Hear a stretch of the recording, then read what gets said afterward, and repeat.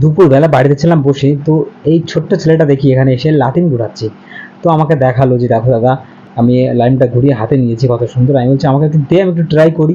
ও আমাকে বলছে ঠিক আছে নাও ট্রাই করো, বাট তুমি পারবে না। আমি বলছি আচ্ছা দে তাহলে ট্রাই করি। তো আমি ওর কাছ থেকে লাইনটা নিয়ে লেদিটা পেঁচিয়ে আমি একটা মারলাম, ছুঁড়ে মারলাম। তো ছুঁড়ে মারার পরে ঘুরলো, তো আমি লাইনটা তুলে নিলাম।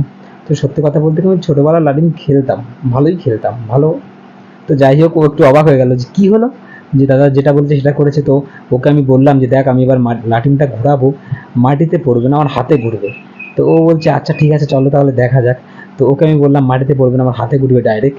তো ফাইনালি আমি দেখতে পাচ্ছ আমি ওটাই করলাম, ওকে যেটা বললাম আমি সেটাই করলাম। আর আমাদের পাড়ায় এই জিনিসটার নাম হচ্ছে লাদিম। তো তোমাদের পাড়ায় এই জিনিসটার নাম কি, তোমরা একটু কমেন্ট করে জানিও। অনেক জায়গায় কি নাম আমি সেটা জানি না, বাট তোমরা একটু কমেন্ট করে জানালে আমার অনেক ভালো হয়। তো ফাইনালি আমি দেখো লাইনটা ঘুরিয়েছি, আর ও অবাক।